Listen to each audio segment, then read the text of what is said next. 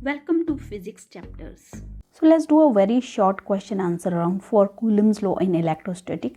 In this, we'll discuss 5 very short questions. The question number 1 is, given 2-point charges Q1 and Q2 such that they have given that Q1 and Q2 are less than 0, what is the nature of the force between them? Q1 and Q2 are less than 1, means the multiplication of these two charges is less than 0, means it is in negative. So it means that one charge will be positive and another should be negative, then only it is possible. So one is positive, one is negative, so nature of the force will be attractive in nature. So these two charges Q1 and Q2, they will attract each other. Second question I have taken, what is the SI unit of epsilon naught? Write the dimensional formula for epsilon naught.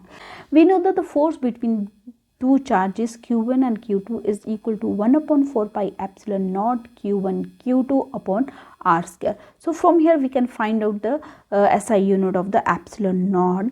Epsilon naught is equal to 1 upon 4 pi force here Q1 Q2 upon r square. So if we see this, then we can find out the units of epsilon naught is equal to this, don't have any unit, the force unit is equal to Newton inverse, and this is Coulomb square, and r has the unit of meter inverse too. So these are the unit of the epsilon naught. Now we have to find out the dimensional formula. So that dimensional formula, we know the first we need to find out the dimensional formula for the Coulomb. We know the ampere is equal to charge divided by time. So from here we can find out the dimensional formula for Coulomb, which is equal to ampere T.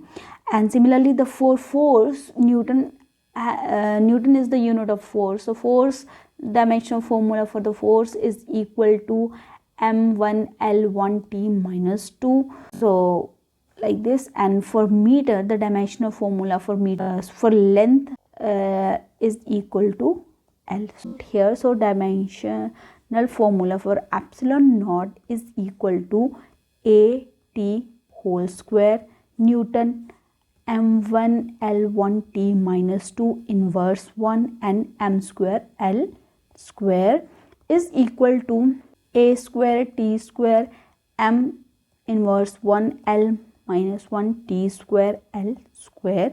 So we'll join here, so we'll get m inverse 1 l, sorry here negative 2 will come, here it will be negative, this l is equal to negative 1 negative 2 and t square plus this 2 and a square, this one. To the dimensional formula, this is equal to m inverse 1 l negative 3 t raised to power 4 and a square. So next question is, how many electrons are present in 1 coulomb of charge?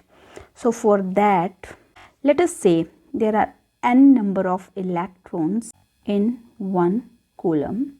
Then we know the according to the quantization of charge, the Q is equal to N into E. So from here we can find this value N. So N is equal to Q divided by E.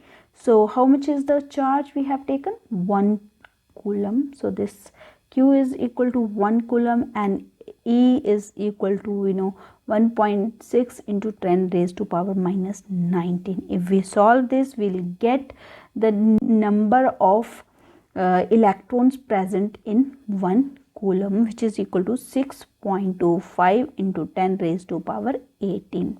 So in 1 coulomb of charge, we have this much number of electrons. So fourth question is, if the distance between two equal point charges is doubled and their individual charges are also doubled, what would happen to the force between them?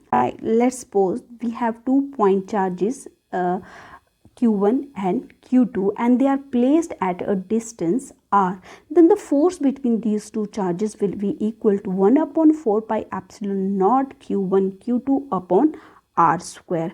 We have doubled the distance between these two charges, means the distance between two charges has become 2r, and also we have also doubled, means Q1 has changed to 2 times Q1 and Q2 has changed to 2 times Q2. Then the force between these two forces, F prime, let me take this as F prime, is equal to 1 upon 4 pi epsilon naught 2 times Q1 multiplied by 2 times Q2 divided by their distance is also doubled, 2 times R square. So this F prime is equal to 1 upon 4 pi epsilon for Q1 Q2 divided by 2 raised to power 2 is 4 R square. This 4 will get cancelled with this 4, so we'll get this F prime is equal to 1 upon 4 pi epsilon naught Q1 Q2 R square. If we compare this F prime with F, we'll see that these two are equal. So F prime is equal to F. So there is no change in the force between these two charges. So last question I have taken, how the mass of a body is affected on charging. We know we can charge a body either by removing the electrons or by adding the electrons. If suppose this is a body and if I remove electrons from it, it will become positively charged body. In positive charge, we have removed the electrons. So we know the electrons have mass. So it means the mass of positively charged body will decrease. So similarly, if we add the electrons to an object or a body, adding electrons, then what will happen? It will become negatively charged. So because now it has more electrons and electron has mass, its mass will increase. So we can say that the mass of a positively charged body will decrease and the mass of negatively charged body will increase.